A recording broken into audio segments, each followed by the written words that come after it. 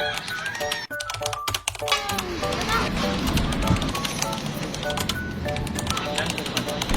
at the upper deck and lower deck sa main.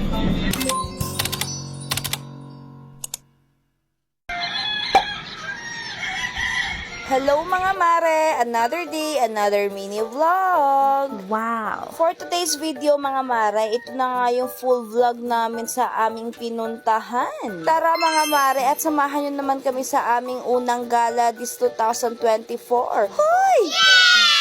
Maaga nga pala kami gumising at gumayak nito mga mare kasi nga ang appointment namin ay 10 a.m. Dahil 10 a.m. aalis yung ferry. Pero dapat mga mare before 9:30 ay dapat nandoon na dahil nga magbo-boarding pa. At hindi ka na pwedeng pumasok kapag ka nga 9:45 and up ka na dumating. Mahigpit sila sa time mga mare kaya nga mas maganda na mas maaga ang punta. Kaya kami mga mare ay 7 a.m. pa lang umalis na kami sa bahay. Dahil nga magko-commute lang kami para mas tipid. By 7:30 a.m. mga mare ay nakasakay na nga kami ng jeep going to MOA. At before nga mag 9 a.m. mga mare ay nakarating na nga rin kami sa MOA. At from MOA nga mga mare ay lalakarin nga lang namin papunta ng Seaside Terminal. So gumamit lang pala ako ng Waze dito mga mare para nga hindi na rin ako tanong ng tanong. Past 9 a.m. na nga rin pala ito mga mare at by 9:10 a.m. ay nandito na nga kami sa may spa. Pag nakita nyo na yung Lucky Spa mga mare ay ibig sabihin yan ay malapit na kayo sa terminal. At mga ilang minuto nga lang rin mga mare ay nandito na nga tayo sa Esplanade Seaside Terminal. May katabi rin pala itong 7-Eleven mga mare kaya nga pwede rin kayo bumili ng mga chicha dyan. At ito na nga mga mare, papasok na kami. Bago nga pumasok ay dadaan muna kayo kay Kuya Guard para nga i-check yung bag. After naman nun mga mare ay dito na nga ako pumila sa verification process. Bali sa verification process mga mare ay dun lang hahanapin yung mga ID nyo. Kaya dapat lahat ng kasama ay may ID mga mare. Kung bata naman, at least picture daw ng birth certificate. Ako kasi mga mare, walang dalang pagkakakilanlan ni Brianna. Buti nga at meron akong picture nung award niya at tinanggap naman. Kinabahan pa nga ako mga mare dahil akala ko nga hindi na kami matutuloy.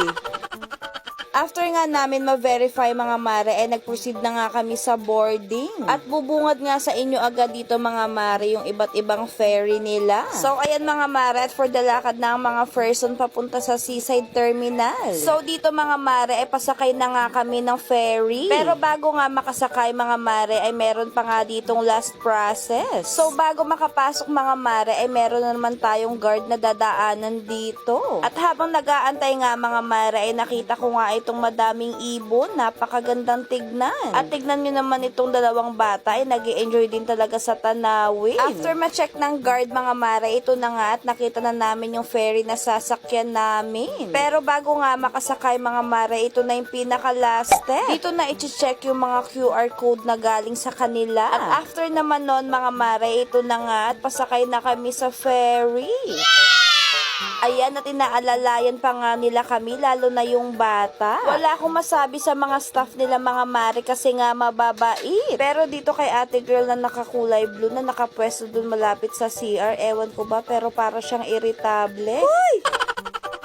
So, ayan mga mare, at nandito na nga kami sa loob ng ferry. Bali, naghahanap nga pala kami nito ng pwesto mga mare na malapit sa bintana. Pero puno na nga mga mare, kaya nga ito at dito na lang kami umupo sa may gitna. Kaya next time mga mare ay mas aagahan na namin. Bali, may upper deck pa nga pala itong ferry mga mare at pwede rin doon. Pero dahil nga bawal ang bata ay dito na lang kami pumwesto sa lower deck at mas okay naman dito dahil aircon na rin. Ayan nga at nag-happy dance pa si Brianna. Bali, first ferry ride niya nga pala ito mga mare. At hindi siya natakot mga mare at napaka-excited pa nga. Then for Jericho Ricardo. Assign at the upper deck and lower deck sa main. Kapatid, pleasant day to all. Thank you. So, ayan mga mare, at exact 10 a.m. nga ay umalis na rin itong ferry. Kaya sinasabi ko talaga sa inyo mga mare, bawal ang Filipino time dito. Yung feeling na sobrang maghirap mag-book, tapos yung ending ay maiiwan ka lang pala ng ferry. Hoy! Like, comment, and share for part 2. Yun lang muna. Babush!